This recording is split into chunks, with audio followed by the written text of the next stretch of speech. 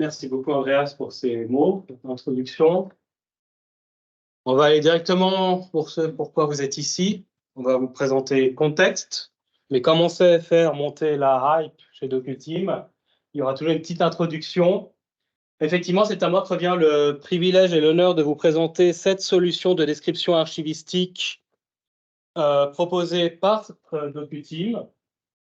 Privilège, honneur, mais aussi c'est un beau défi, parce que comme cela vient d'être dit par Andreas, nous sommes à une version 1.0 de ce logiciel.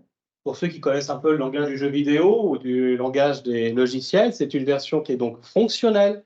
On peut utiliser contexte, il existe, on va le toucher, on va le voir, mais c'est un logiciel qui va, au fil des années, s'étoffer, se renforcer, se développer, en grande partie grâce à votre collaboration.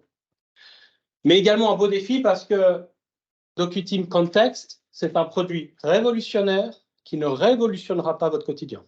Donc, globalement, c'est un peu l'inquiétude qu'on avait avec Rick, on l'a saisi chez DocuTeam. C'est quelque chose, vous allez voir, pas tout de suite. C'est Raphaël, le magicien d'aujourd'hui, qui va vous le montrer. Moi, je vais être le mec plan-plan qui va montrer votre boulot. Et ça ne va rien changer votre quotidien. Alors, on va commencer par une contextualisation. DocuTeam, au cours de ces dernières années, s'est fortement développé. C'est développé dans plusieurs cantons de Suisse, dans plusieurs régions aux alentours de la Suisse. Et il y a un de nos clients qui a accepté exceptionnellement qu'on utilise ces données pour la présentation d'aujourd'hui. Ce client, c'est la République de la mémoire oubliée. Vous l'aurez compris, c'est un client fictif qu'on va utiliser aujourd'hui. Pourquoi cela? Pour une question bien évidente de protection des données. Il y a la régie qui va vous montrer. C'est une république qui va s'inspirer de fonds que nous traitons chez DocuTeam, de fonds d'institutions publiques, mais on va également parler de fonds privés.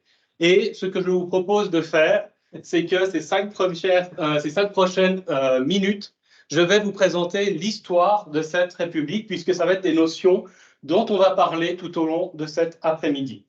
Donc, qu'est-ce que la République? Je veux faire moi, après on va dire que j'exploite les... Alors, voilà.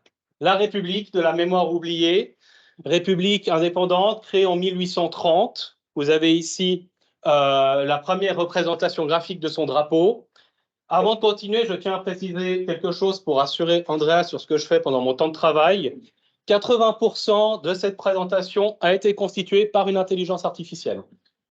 Donc, j'ai eu qu'à chatter avec ChatGPT et ChatGPT m'a donné les données, ce que vous verrez peut-être parfois des petites incohérences dans les dates.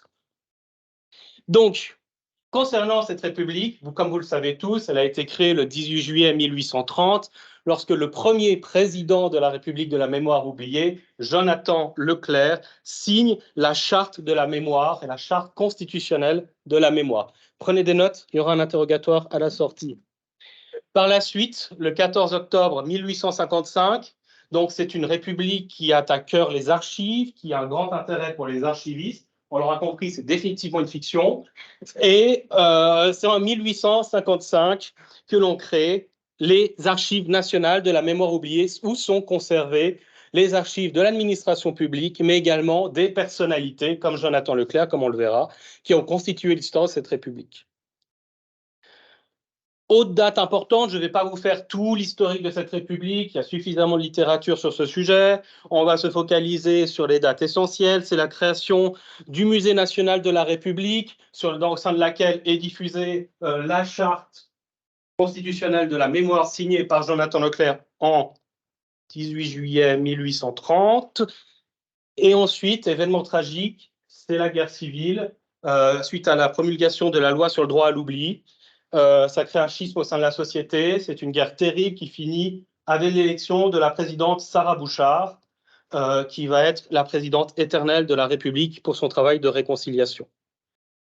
Les personnalités qui ont marqué l'histoire de cette République, c'est le président Jonathan Leclerc.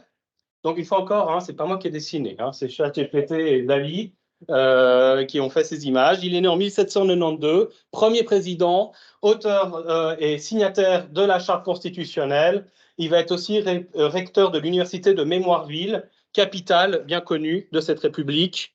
Il mourra malheureusement le 25 janvier, enfin c'est attendu aussi, le 25 janvier 1871 d'une pneumonie.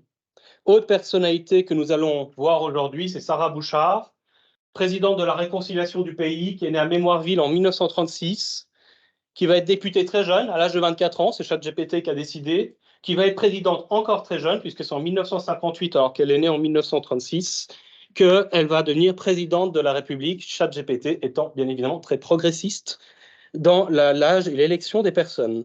Et décès le 2 février 2005. Aussi, nous avons des archivistes nationaux. Ils sont au nombre de 2.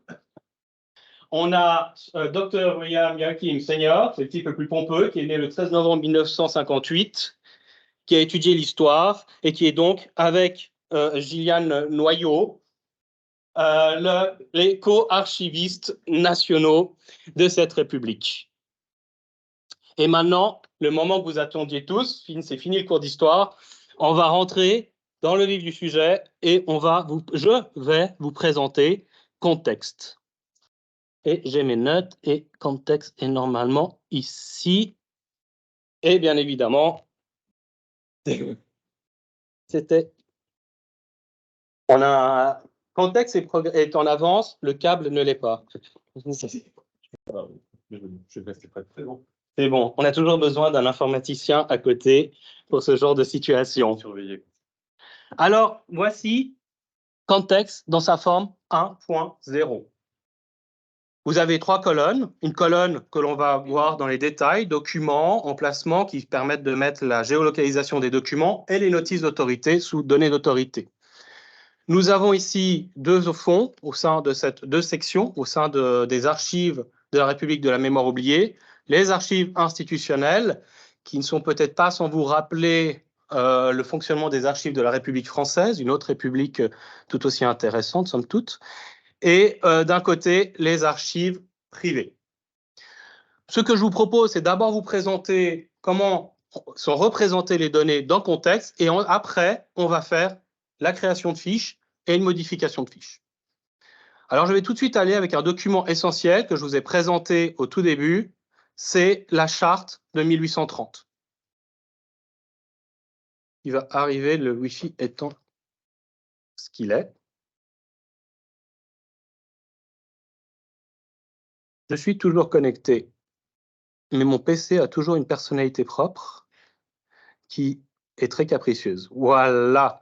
Donc, nous sommes ici, à votre extrême droite, c'est la fiche descriptive de la charte de 1830.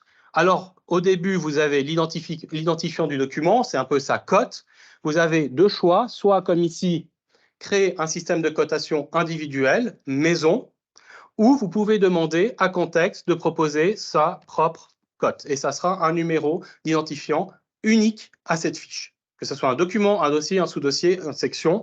Et puis après, vous pouvez faire en sorte que ça soit visible. J'enregistre les modifications et automatiquement, il aura changé. Comme je ne veux pas trop me mêler du fonctionnement des archives de la République de la mémoire oubliée, déjà qu'ils sont contents, très généreux de nous avoir prêté, je remets le système qu'ils ont mis en place, 1.2, je mets les modifications et voilà, j'ai changé la cote. Je peux demander, ce qui peut être intéressant pour les niveaux subséquents, de ne pas diffuser dans le plan de classement la signature. Je clique ici et vous aurez uniquement l'intitulé. En l'occurrence, ici, pour les questions de lisibilité, je préfère la mettre. Ensuite, nous avons, je vous ai dit, moi, je vais vous présenter votre boulot. Je vais vous présenter votre travail parce que ça ne va pas changer ISAD. ISAD est toujours là. On est là aussi pour assurer. On a un intitulé. En l'occurrence, je pourrais ajouter que ce n'est pas la charte unique de 1830, c'est la charte constitutionnelle de 1830. On a un champ date qui, comme dans Curator, pour ceux qui connaissent de chez DocuTeam, mais aussi peut-être sur Scope, c'est un champ date en vocabulaire libre. Mais gardez à l'esprit, cela va être présenté par Raphaël, que tout champ dans contexte peut être modifiable, peut être programmable. On le verra assez rapidement. Ensuite, on a la possibilité d'inscrire un champ. Cette fois-ci, c'est contrôlé. Il faut respecter année, mois, date. Si vous êtes jour, mois, année, tout se transforme. Pas d'inquiétude. C'est un outil qui est vraiment modulable. On peut choisir ici le niveau, c'est un document, mais je pourrais dire que c'est un dossier, un sous-série, un sous-fond, une section. Donc on retrouve là encore les différents niveaux de chez ISAD. En l'occurrence ici, c'est un document, l'importance matérielle. Et là, il y a quelque chose qui me chafouine, c'est des centimètres et pas des centimètres linéaires. Petite parenthèse, je vais aller dans l'administration, je vais rentrer dans les listes. Je ne suis pas informaticien, je tiens à vous le dire. Je fais Extend Unit, je rentre dans le code et là, je vois en français, je rajoute le L, j'enregistre les modifications. Je suis désolé, mais je suis parfois un peu monomaniaque. Alors, je remets. Et si je reviens dans l'acte de fondation, la charte constitutionnelle, normalement, voilà, il a changé. On a des centimètres linéaires. Et ça, vous l'avez vu, je ne suis pas informaticien. C'est pour ça qu'il me surveille, parce que quand il m'a laissé seul avec le logiciel, j'ai rajouté plein de champs partout, j'ai commencé à faire plein de trucs dans Context.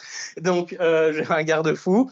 Mais c'est très facile de modifier un champ. Et donc aussi, on verra de rajouter des possibilités, comme par exemple le type d'information. Actuellement, en texte, plan, image, il manque plein d'informations.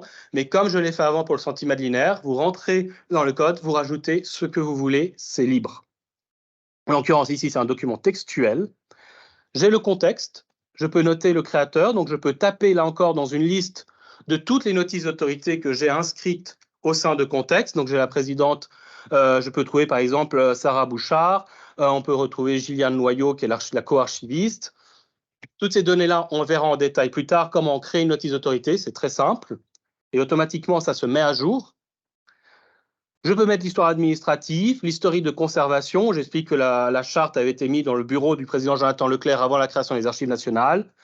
Tous les champs que vous utilisez sur Scope, sur Curator, sur quelles que soient vos solutions archivistiques, se retrouvent, Atome, se retrouvent dans Contexte, et s'il le manque, on peut le créer. Là, vous avez, à la demande de rappel, je t'ai mis le contenu de la charte, qu'on pourra voir par la suite. On a aussi quelque chose qui est la gestion des accès. On peut, avant la gestion des accès, il y a toute la problématique, si vous voulez, de mettre le tri. Est-ce que l'on conserve? Est-ce qu'on élimine le document? Combien d'années? Ça, ce sont des champs que l'on peut rajouter dans Concept. On a aussi la possibilité de définir les conditions d'accès du document, toujours avec un menu déroulant ou pas. C'est vous qui programmez selon vos besoins. Là, en l'occurrence, on a un menu déroulant qui dit tous les utilisateurs voient la notice 3.1. En l'occurrence, ici, c'est pour les conditions d'accès numériques, si on diffuse un document numérisé, mais on a ici les conditions d'accès pour tout ce qui est analogique. On peut donc multiplier les champs pour à la fois gérer des données numériques et analogiques. C'est la langue en français. Je peux expliquer que le document original est au Musée national aux questions de la charte. On a vu avant la photographie, vous vous souvenez, et qu'une copie numérique a été faite pour 1975. Pourquoi ces données sont essentielles? Parce que pour ceux qui ont un peu étudié RIC reconnaît quelque chose de fondamental, ce sont les instanciations. Il se peut qu'un document, surtout avec l'arrivée du numérique, existe sous plusieurs formes. Plusieurs formats de fichiers, mais aussi de l'analogique, du numérique et de l'audiovisuel. Avec le contexte tel qu'il est maintenant, il est maintenant possible de créer des instanciations. On a la première instanciation, qui est le document original, c'est le parchemin original de 1830, qui est analogique, qui est un format de parchemin, il n'a pas de code barre. On peut lui dire qu'il est géolocalisé au Musée national, dans le question de la charte. C'est la première représentation physique de ce document. On a une seconde instanciation, c'est pour les 175 ans de la charte. On en a fait une copie numérique photographique en format TIFF, qui est entreposée au dépôt des archives numériques des Archives nationales de la mémoire oubliée. Et on a une troisième instanciation qui est aux Archives nationales des Archives historiques de la République, qui est un microfilm qu'on a trouvé par hasard, comme ça peut nous arriver dans notre métier, dans un tiroir d'un bureau de l'administration. Et si je décide, imaginons, Gilliane m'a informé avant la présentation qu'il existe une version en marbre de cette charte, je fais une nouvelle instanciation qui est conservée dans le... Non, alors pas dans ce dépôt-là, vous voyez, qui est au musée, on peut le mettre au musée, mais j'aimerais mettre au dépôt de... C'est le dépôt 06 des archives de la mémoire, c'est le... Voilà, c'est des archives culturelles. Caractéristiques physiques, je mets que c'est une représentation représentation de la Constitution de 1830 en marbre. C'est de l'analogique, format de fichier, alors là, marbre. On va mettre marbre. Et pas de code barre, toujours pas. On n'a pas Iron Mountain avec nous. Et on enregistre les modifications. Et voilà, on a une quatrième instantiation pour cet objet-là, pour ce document-là. Vous verrez plus tard, ça, son importance, quand on verra, je vends le punch, les graphes. Ensuite, là, on rentre un peu dans tout ce qui est autorité. On a, sur le côté gauche, les emplacements. C'est là où vous allez géolocaliser vos dossiers, vos sous-dossiers et vos documents. Vous avez vu qu'au sein des archives de la mémoire oubliée, on a déjà fait un petit peu de travail. On a des dépôts, je vous présente. Donc, on a une cote d'emplacement qui est la cote du dépôt. Ici, c'est le dépôt 8. Et il y a un emplacement, un intitulé. On peut décider si c'est un contenant, un dépôt, une étagère, un bâtiment. Bien évidemment, là encore, c'est programmable. Si vous avez un autre vocabulaire, compactus 8, compactus, tout est modifiable, comme le centimètre linéaire que j'ai fait avant. Et j'ai un niveau supérieur. Ce dépôt se trouve aux Archives nationales de la République de la mémoire oubliée. Actuellement, et ça c'est une des choses qui vont très vite être améliorées dans le contexte, on n'a pas une arborescence avec les différents niveaux subséquents des dépôts, mais très rapidement cela va être mis en place, c'est dans le planning des améliorations que nous allons faire pour contexte. Ensuite, nous avons les données d'autorité avec les agents. On a la famille Bouchard, de la présidente Sarah Bouchard. On a, je vais vous présenter Jonathan Leclerc. On a le nom officiel. On a son nom alternatif, gardien éternel de la mémoire, c'est pas pompeux. On a ses dates de naissance et de décès, et on a tout son historique. Donc, on est conforme à la norme de description des agents. On peut aussi, plus loin, si on veut, on peut prendre un autre, le Parlement mémoire, mettre un identifiant Wikidata. Actuellement, les hyperliens ne sont pas pris en charge, mais c'est très rapidement que nous allons pouvoir mettre les hyperliens et faire des liens vers les données Wikidata ou des sites de référence pour les notices d'autorité des agents. Alors, comment on crée un agent? On a vu qu'il y avait un archiviste qui ne figure pas ici. On a Gillian Noyau, mais on a oublié William Joachim Senior. Je pense que c'est comme ça. Nom alternatif, je n'aurais pas dû me lancer là-dedans. Archiviste de la raison, voilà. Ou docteur, oui. Donc, archiviste de la raison. Je ne vais pas mettre ma vraie date de naissance, mais je suis né le 1958-11-13 et je ne suis toujours pas mort. C'est une bonne nouvelle. Là, je peux dire que je suis né, vous pouvez faire l'immo blabla, historique, je suis né à la Tour de Paix, voilà, magnifique commune où il y a le musée suisse du jeu, on en parlait avant, blablabla. J'ai même pas d'identifiant Wikidata, si quelqu'un est intéressé, et j'ajoute. Voilà, normalement, ça marche. Le Wi-Fi. Ouais, il faut monter un peu, mais je t'ai mis en. Ouais. On va faire un petit F, ça.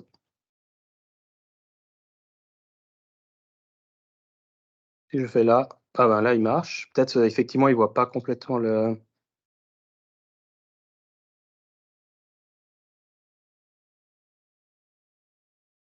Ah, tu dis là? Ouais. Voilà, c'est là.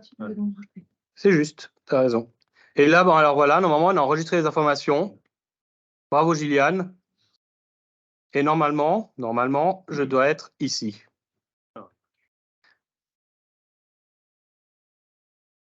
Et voilà, il y a ma fiche qui est ici. OK. Maintenant, on va aller dans les lieux. Alors, le lieu, c'est assez un concept à part. Ceux qui connaissent RIC, on a vu avant les données de géolocalisation qui permettent de placer un document dans son lieu de conservation. Et il se peut qu'un document fasse référence à un événement historique ou à un lieu comme la bataille du Zunderbund est située dans la région du Zunderbund. Et c'est la possibilité que souhaite RIC que, par exemple, la place de Carouge puisse être attribuée plus tard à un document produit dans les environs de Carouge. Le document n'est pas géolocalisé dans la place de Carouge, mais il fait référence à la place de Carouge. Ici, on a quelques exemples de ces lieux que l'on peut faire. Donc, on peut mettre le nom du lieu, le nom alternatif et son historique. Ici, en l'occurrence, c'est Mémoireville, qui est la capitale. Et par la suite, il sera possible de créer un lien entre un document et un lieu. Ça, c'est la volonté de Rik, vous savez, c'est issu du postmodernisme en archivistique. Il faut contextualiser le document. On est prêt. Dans la même perspective, il y a les concepts. Alors, si vous regardez la définition de concept dans le dictionnaire, c'est déjà un concept en tant que tel. C'est une idée théorique, une idée abstraite, c'est comme ça que définit Rik, mais qui peut servir de définir un document. Par exemple, un style architectural. Si vous pouvez définir le style architectural de Vitruve et dire que ce plan se rapporte à l'architecture de Vitruve, l'architecture de Vitruve est un concept architectural et on pourrait rattacher ce document à ce concept-là. Avec Rik, ça sera possible. En l'occurrence, ici, on a le droit amnésique qui avait été étudié par la présidente Sarah Bouchard. Et on a donc la possibilité de dire que Sarah Bouchard est rattachée à ce concept du droit mnésique. Voilà pour les principales sections de contexte. Maintenant, si vous le voulez bien, je ne vais pas aller dans l'administration, parce qu'une fois que je suis allé, je me suis fait taper sur les doigts. Ça sera Raphaël qui vous le présentera. Et moi, avec moi, si vous voulez, on va créer des documents ou des dossiers. Si ça va pour vous, de toute façon, vous n'avez pas le choix. Alors, on va se mettre au niveau des ministères. Je suis habitué à travailler sur un grand écran. Et dans les ministères, on a le ministère de l'archivage des souvenirs et le ministère de la récupération de la mémoire. Ce sont des ministères qui travaillent, comme toujours dans l'administration publique, et qui donc produisent passablement de procès-verbaux, actes constitutionnels. Là, on a vu, on a commencé à mettre les premiers procès-verbaux pour le ministère de l'archivage des souvenirs, et on aimerait faire la même chose pour le ministère de la récupération de la mémoire. Il y a plusieurs possibilités pour créer une nouvelle fiche de description archivistique. Je clique droit sur direction. Je peux faire ici soit nouvelle sous-entrée, soit clic droit, nouvelle sous-entrée. Je peux ici mettre une cote. Donc là, je vais un peu élargir. Le point 1.1. Je ne demande de ne pas utiliser le système, je lui demande de diffuser. Il n'y a pas d'ancienne cote. L'intitulé, c'est procès-verbal. Ah, ben ça tombe bien, j'ai déjà mis les procès-verbaux, je reprends l'ancien intitulé, mais ce n'est pas la bonne date. Je vais mettre le 28 parce que c'est le 28-2 qui se rencontrés. La date, je peux mettre en 2 de l'ère Leclerc. Voilà. Ensuite, on est la date 1831 02 28 et ça n'a duré qu'15 jours, mais on peut mettre une distance si vous voulez. C'est un dossier. Je mets une importance matérielle, ils ont quand même bien travaillé, de 4 cm linéaires. Et c'est un document textuel. Là, je mets le créateur. On a dit que c'était le ministère de la récupération de la mémoire. Donc, je mets récupération, ministère de la récupération de la mémoire. Je suis un flemmard, l'histoire administrative, l'histoire de la conservation, je ne fais pas ici pour vous abréger des souffrances, on ne va pas mettre trop de temps. Conditions d'accès, je peux mettre que c'est un document, je peux dire que c'est public. Je peux mettre des règles pour la diffusion numérique, il n'y a pas de diffusion dans la salle de lecture numérique. Matériel apparenté, localisation des documents originaux, c'est dans les dépôts des archives historiques de la République. Il n'y a pas de copie. L'archiviste, et on va voir si j'apparais. On a William Joachim Senior, il est là.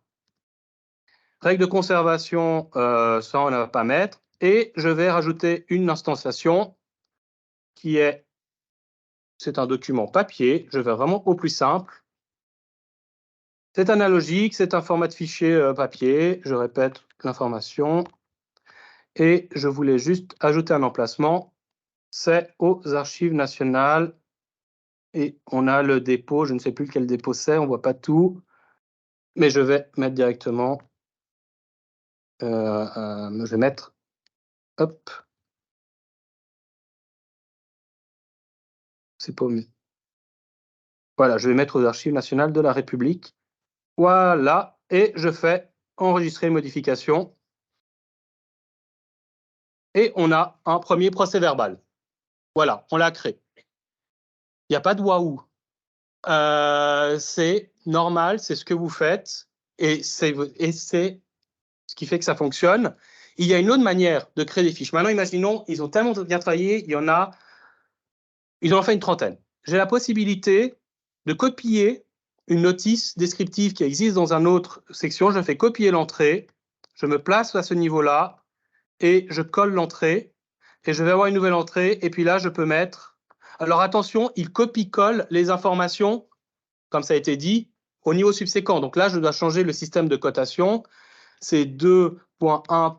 Il ne va pas automatiquement lui dire, attention, je mets à jour la cote pour l'instant. Comme on a dit, l'intelligence artificielle va progressivement arriver dans le contexte, on peut espérer que ça se fasse, mais pour l'instant, il faut le mettre. Là, il me dit copie du procès-verbal du 25.2. Non, c'est le procès-verbal du 26.3.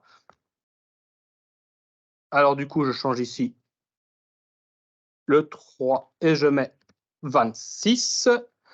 C'est un dossier, en l'occurrence, je change, il est un peu plus dans ce ministère, c'est 5 cm linéaires, c'est du texte, il est au musée de l'archivage des souvenirs, ça je ne change pas, bon j'ai pas mis grand chose mais ça tout c'est bon, les règles sont les mêmes, il y a juste une chose que je dois changer avant d'oublier, c'est pas le même ministère qui produit, c'est l'autre ministère, en l'occurrence c'est celui de la récupération de la mémoire.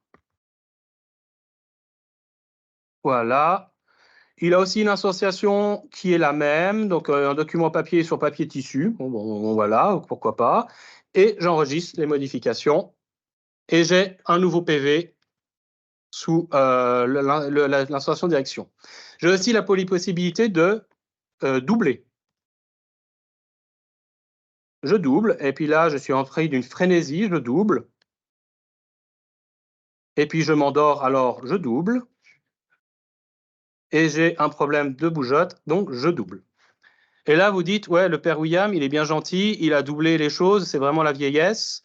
On va, du coup, qu'est-ce qu'on fait pour faire des modifications? Je me mets au niveau de direction, je mets ce petit icône, et là, il va me dire, regardez tout ce qu'il y a en dessous de ce niveau. Là, je ne veux pas voir toutes les colonnes, je ne veux pas voir la colonne cote, ancienne cote, non, je veux voir l'intitulé, je veux les dates, je veux le niveau de description, on va déjà appliquer ça. Et à partir de là, je peux commencer à faire des corrections. En l'occurrence, ici, c'est le 27, c'est le 22, pardon. Là, il va dire copie-copie, je supprime. Là, je mets, on va éviter, je mets le 0,5, voilà. Donc, je peux faire des modifications groupées et ça va automatiquement les enregistrer. Donc, ce qui est plutôt facile et pas mal quand on veut faire des corrections en série. Je peux aussi modifier la date, je peux modifier tous les éléments des champs que j'ai sur la notice descriptive. Donc, on a ici le 2A, je pourrais très bien, alors là, on ne voit pas très bien parce que la fenêtre de mon écran est petite. Je vais essayer de faire en sorte de... Voilà, et je peux remettre ici la date 21.05 1831. Je fais juste ces modifications, je ne vais pas toutes les faire. Et puis, si je mets normalement dans les documents, là, c'est enregistré, j'ai fait une double enregistrement. Là, je vais mettre au niveau des documents. Et refresh. Hop. Si je me place au niveau des ministères, c'était le ministère de la récupération. Dans la direction, on n'a plus les notions de copie qui étaient faites par les duplicata. On a changé les dates que j'ai changées. Et c'était le, si je ne me trompe pas, celui-ci que j'avais modifié. Et là, c'était pas celui-là. Et normalement, on a la date dans le champ de qui a été modifié pour le champ que j'ai modifié au préalable. Donc ça, c'est une possibilité qu'offre actuellement Contexte de faire des modifications groupées. Autre chose que je veux vous montrer, c'est la création, par exemple, on va imaginer dans un fonds privé, comme on a vu, on était assez flexible, et on va prendre le fonds de la famille Bouchard. C'est une famille qui a beaucoup voyagé, et en l'occurrence, c'est les souvenirs de voyage de Sarah Bouchard, et on a découvert dans son bureau, un album photographique. Alors, il y avait déjà en Égypte. Je vais faire comme avant. Je vais prendre celle-ci. Je vais dupliquer l'entrée. J'ai ici les dates. Alors, c'est un autre voyage qu'elle a fait plus tard. C'est en 1958 05. Et puis, elle a fait jusqu'en 59. C'est un gros voyage. Elle était déjà présidente, donc elle n'a pas beaucoup travaillé. Mhm. Ah oui, je suis dans un... Oui, excusez-moi. La pression. 0, 5, 15. Et là, je change 59. 09 14. C'est un dossier de 15 cm linéaires. Ce sont des images. Le producteur, ben là, on a vu que c'était la famille Bouchard, mais c'est plus précisément pour celui-ci, Sarah Bouchard, la présidente. Je pourrais faire l'histoire administrative. On va aller trop vite. La question des accès, je pourrais mettre. Il n'a pas été numérisé, donc il n'y a pas de publication dans la salle de lecture. C'est aux Archives nationales dépôt des archives de la mémoire familiale, comme l'autre album, donc je n'ai pas besoin de le modifier. C'est tout bénef, c'est bien fait de dupliquer. Et là, je vois qu'il y avait une instanciation pour l'autre album. C'est l'album photographique avec des photographies collées sur le papier de l'album. C'est analogique, c'est photographie. Bon, j'ai rien à changer. S'il y avait un code barre, je devrais le modifier. Et j'enregistre les modifications. Voilà. J'ai créé un nouvel album dans le fond de la famille Bouchard. Donc, voilà un peu comment on peut utiliser contexte. Est-ce que vous voulez que je crée un document pour vous? Est-ce que vous avez envie de lutter? Est-ce qu'il y a une personne qui a envie d'utiliser le PC pour voir si on n'électrocute pas en utilisant contexte? Il n'y a pas de je peux guider, hein, je serai là, je ne vais pas disparaître. Si quelqu'un veut utiliser, non? OK. Mais vous voyez, c'est vraiment quelque chose qui est vraiment simple et qui est utile et pratique à votre quotidien. Et maintenant, vous allez tellement dire, mais c'est tellement simple et pratique à mon quotidien, pourquoi? Qu'est-ce qui se fait dans le contexte? Et là, je laisse la parole à Raphaël. Merci.